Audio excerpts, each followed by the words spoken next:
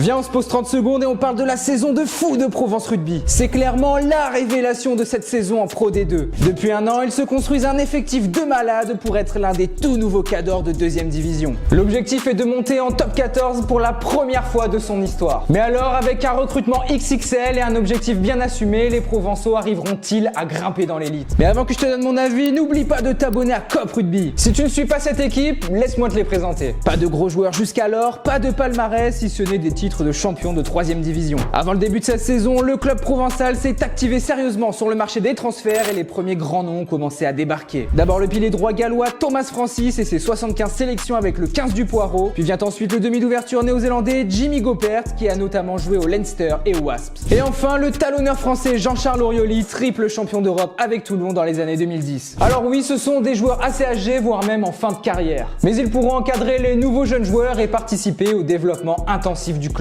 Pour l'instant, la stratégie fonctionne puisque dès les 3 premiers matchs de la saison, Provence Rugby impressionne en inscrivant 125 points. Leur attaque leur permet de se placer logiquement tout en haut du classement. Les hommes en noir envoient un signal fort aux 15 autres équipes. En plus de ces coups d'éclat sur le terrain, Provence Rugby veut continuer de peser sur le marché des transferts. Avec le recrutement dans un premier temps de joueurs âgés, donc pas très chers, le club entend maintenant se développer autour d'eux. Et c'est donc la légende galloise George North qui est tombé sous le charme de l'opération séduction provençale. Après avoir fait ses adieux au 15 du Poireau lors du tournoi, l'ailier se lance à un tout nouveau défi. Il retrouvera notamment son compatriote Thomas Francis, une raison de plus de sa venue au club. Bon, il faut dire qu'il a aussi été attiré par l'offre financière très alléchante du leader de Pro D2. Un salaire de 300 000 € brut par mois est évoqué, un chiffre bien supérieur à ce que peuvent proposer les provinces galloises. Mais manque de bol, il s'est blessé au tendon d'Achille et manquera les premiers matchs de la saison prochaine. Quelques jours plus tard, le journal L'Équipe annonce que l'actuel demi d'ouverture clermontois Jules Plisson est annoncé à Aix pour la saison 2024-2025. Encore un joueur d'expérience qui formera en plus une charnière ultra compétitive. Car un certain Arthur Coville, passé par le Stade Français, est déjà installé au club depuis un an. Si on ajoute à ça l'arrivée du jeune talonneur espoir toulousain Yann Boubila et du demi d'ouverture oyonnaxien Jules Soulan, l'équipe commence vraiment à avoir de la gueule. Bref, le club recrute de plus en plus jeunes pour créer un passage de témoin avec ces vieilles légendes. S'ils parviennent à monter en top 14, ils auront un argument de poids en plus pour continuer à garnir leur effectif. Bon, ne nous enflammons pas car la montée est difficile et il faudra passer par les playoffs face à des équipes qui ont l'habitude de jouer à ce niveau. Il y a aussi une possibilité d'access match, une rencontre toujours redoutable pour le club de Pro D2 qui affronte l'avant-dernier du top 14. Et toi, penses-tu que Provence Rugby montera en top 14 l'année prochaine? Si cette vidéo t'a plu, n'oublie pas de t'abonner à Cop Rugby.